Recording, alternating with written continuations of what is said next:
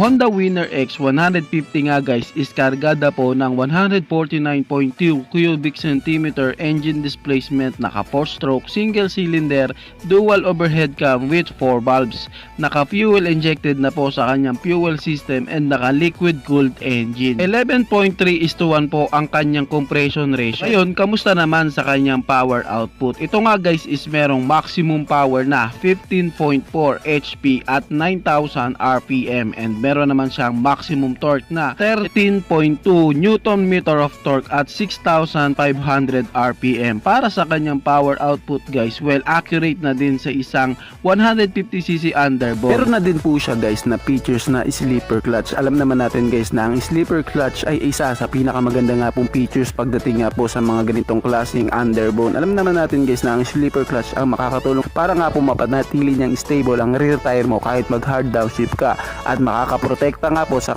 gearing kapag nag hard downshift ka, and more comfortability dahil sa malambot nga po ang kanyang clutch lever. Sa kanyang front design and bulky body shape, napaka sharp and more aggressive, samahan mo pa sa kanyang mga edges and aerodynamics design, panalong panalo talaga ang Winner X 150cc pagdating sa kanyang looks ng bike na ito. Ito pa ang malupit sa kanya guys, kasi isa din siya sa 150cc displacement na underbone na meron pong matipid na gas consumption na kumukonsumo lamang po ng 50 km per liter.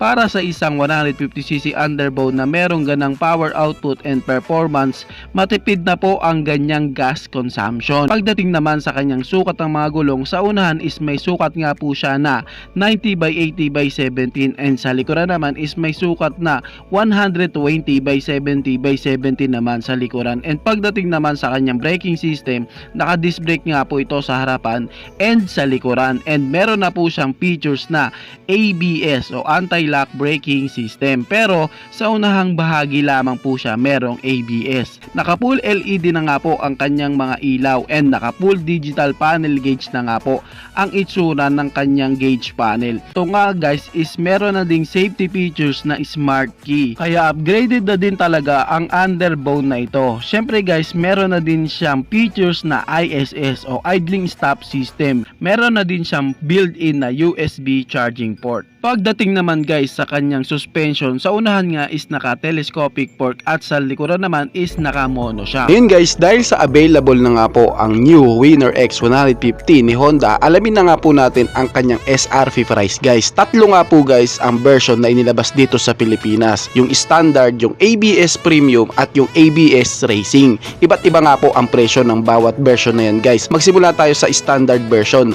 Ang kanya nga pong SRP price guys is nagkakahalaga ng 123,900 pesos. At doon naman po sa ABS Premium na version, ang kanya nga pong SRP price guys is nagkakahalaga ng 129,900 pesos. At doon naman sa ABS Racing, ang kanya nga pong SRP price is nagkakahalaga ng 131,900 pesos. Sa mga presyo na yan guys, hahayaan kung kayo na po ang humusga kung akma nga po para sa isang 150cc na underbone ang mga presyo na yan. Bago natin magkomento sa motorcycle na ito, tingnan din natin kung gaano nga ba kaganda at maraming benefits ang mabibigay sa'yo ng underbone na ito. Sulit na sulit po talaga ang motorcycle na ito. At ngayon nga guys na available na yan dito sa Pilipinas, hindi na naman tayo pinahiyaan ni Honda. Sa tagal nga po ng panahon na inantay ang motorcycle na ito, finally available na po dito sa Pilipinas ang motorcycle na ito, ang Honda Winner X 150cc. Yamaha Sniper 155 BBA. Ito na nga ang third generation ng Sniper at talaga namang napakadami niyang pagbabago and mga sulit na specs, at tinatawag nga din siyang King of Underbone. Sa naghahari sa kategory ng 150cc underbone ang Sniper 155 BBA. Bakit? kasi madami din naman na itong napatunayan pagdating sa kanyang power, performance, and sa napakapoging looks. Gaano nga ba kasulit ang Sniper 155 BBA? Ito nga guys is kargada po ng 155 cubic centimeter engine displacement, naka 4-stroke, single cylinder, single overhead cam with 4 valves. Pero meron po itong BBA o variable valve actuation. Ito nga guys is naka liquid cooled engine, and syempre siya is naka fuel injected na sa kanyang fuel system. Sulit nga po ang new Sniper 155 BBA kasi mas malakas na nga po ang kanyang engine ng 17% kumpara doon sa kanyang mga old model na kaya niya nga pong humataw sa kanyang maximum power na 17.7 HP at 9,500 RPM, at meron naman siyang maximum torque na 14.4 Newton meter of torque at 8,000 RPM. Sulit na din ito guys kasi nga naka 6-speed gearbox na din siya, dahilan para mas lalo mong ma-enjoy ang dulo ng power ng underbone na ito, at saka ganun is hindi ka mabitin sa kanyang mga gearing. Doon kasi sa mga old model niya naka 5-speed gearbox lang siya, pero dito nga sa bago is naka 6-speed gearbox na ang new Sniper 155 BBA. Syempre meron na din siyang features na sleeper clutch, isa sa napakahalagang features ng isang bike. Actually guys, ang features na ito is malimit lang po na makikita dati sa mga high cc displacement na motor, pero dito nga kay Sniper 155 BBA ni Yamaha, pinapakita lang nila na hindi lang siya basta king o malakas na underbone, sulit na din. Meron nga siyang fuel tank capacity na 5.4 liters, and ito nga guys is kumukonsumo ng 45 km per liter para sa kanyang gas consumption. Para nga sa isang 155cc na motor na naka 4 valves,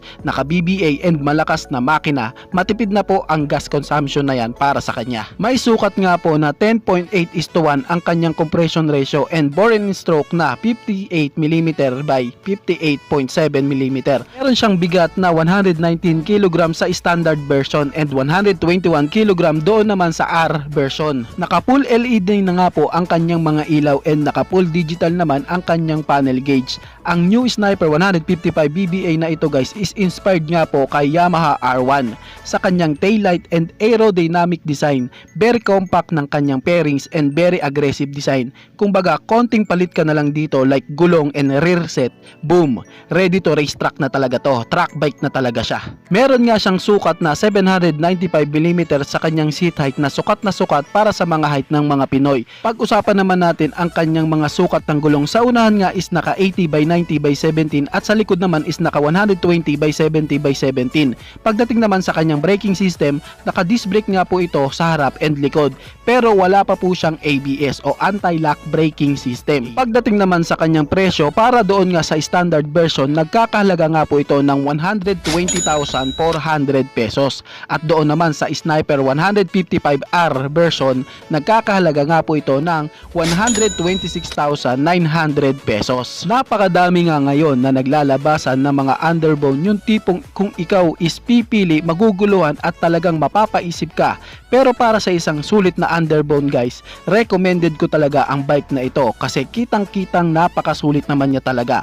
Mapalooks, body posture ng rider, may malakas na power output na akma para sa isang 150cc na motor, may maangas na forma, more aerodynamics design and napaka-aggressive ng kanyang tindigan. Talagang masasabing isang sulit na underbone and motorcycle ito, ang Yamaha Sniper 155 Raider 150 Fi naman na talaga ang tinuturing na king of underbone ngayon. Ops, wait, baka may magsabi na nako, mas malakas pa dyan ang Leo Star, mas malakas pa dyan ang Nova Dash, mas malakas pa dyan si Kawasaki KRR 150. Well, respect ako sa inyo dyan guys, pero syempre era na po ng 4-stroke engine ang pag-uusapan natin. Ang Suzuki Raider 150 Fi kasi guys is kargada po ng 147.3 cubic centimeter engine displacement, naka single cylinder, naka 4-stroke engine at may camshaft na dual overhead cam with 4 valves and naka liquid cooled engine. Well, sa engine specs guys, dito masasabi mo na lamang na siya sa ibang katunggali niya, pero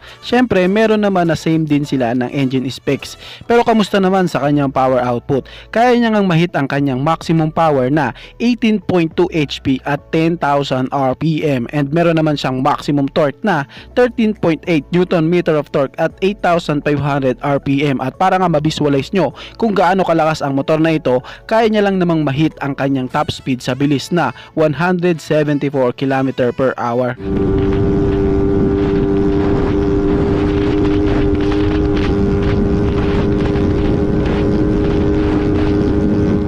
Grabe yung top speed na yun guys, makikitaan talaga na may malakas na power output ang Raider 150 Fi. Well, sa power output na yan guys, halos same din naman sa mga 150cc displacement na sports bike. Isipin mo, ganan kalakas na power tapos magaan na motor. Talagang halimaw na motor ang kalalabasan. Kasi guys, si Raider 150 Fi ang may pinakamagaan na dry weight na tumitimbang lamang po na 109 kg. Well, isa ang bigat ng motor na advantage para sa malakas na arangkada. Kaya doon pa lamang lamang na talaga sa Raider 150, tapos naka 4 valves pa siya and naka dual overhead cam. Meron nga siyang compression ratio na 11.5:1 at may taas ang kanyang seat height na 765mm na pwede sa height ng mga Pinoy. Pagdating sa kanyang mga ilaw, naka LED na po ang mga ilaw ni Raider 150 Fi, pero doon po sa carb type guys is naka halogen pa din. Pagdating naman sa sukat ng kanyang mga gulong, naka 70/90/17 sa unahan at naka 80/90/70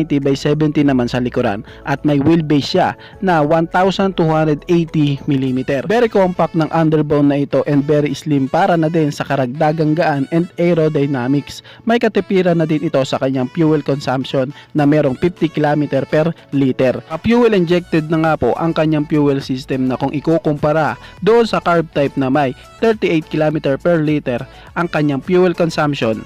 Kaya masasabi nating matipid na din talaga si Raider 150 Fi. Si Raider 150 Fi nga guys is may fuel tank capacity na 4 liters and naka full digital na ang kanyang panel gauge. Pagdating naman sa kanyang mga suspension, naka telescopic fork sa unahan and naka monoshock naman sa likuran, and sa kanyang braking system is naka disc brake sa harapan and sa likuran, at wala nga po itong ABS. Ngayon ang tanong, bakit siya ang tinaguriang King of Underbone? Dahil guys, sa dami na din niyang napatunayan since 2007 pa nga siya guys naghahari until now. Madami naman na talagang tumapat sa kanya, pero mas nananaig pa din siya at talagang malakas naman na talaga, at madami na din naman na talagang napatunayan ang mga ibang underbone ng ibang brand. Kung usapang kalidad, talagang maaasahan din naman talaga. And take note guys ha, tapos na po ang era ng 2-stroke engine. Ngayon is 4-stroke engine na ang available sa atin ngayon, at sa 4-stroke engine, siya pa din talaga ang masasabing may hawak ng titulo ng The King, ang Suzuki Raider 150cc. Kayo guys, ano masasabi nyo sa motor na ito? Paki-comment naman ang inyong reaksyon. Maraming salamat po. Bago matapos ang video na to guys, baka pwede naman na pahingi ng isang like mula sa inyo bilang pagsuporta sa ating munting video. Maraming salamat po, at pwede mo na ring i-share para malaman ng iba nating mga ka-rider. Sa tingin ko guys is dito ko na lamang po tatapusin ang ating vlog. I hope na nag-enjoy kayo sa aking hinandang video para sa inyo. Pinasisigla ko din kayo guys na i-subscribe ang aking YouTube channel. I-click mo na din ang notification bell para ma-update kayo sa mga susunod na i-upload ko. So dito ko na lamang po tatapusin. Maraming salamat. It's your boy. Thank you!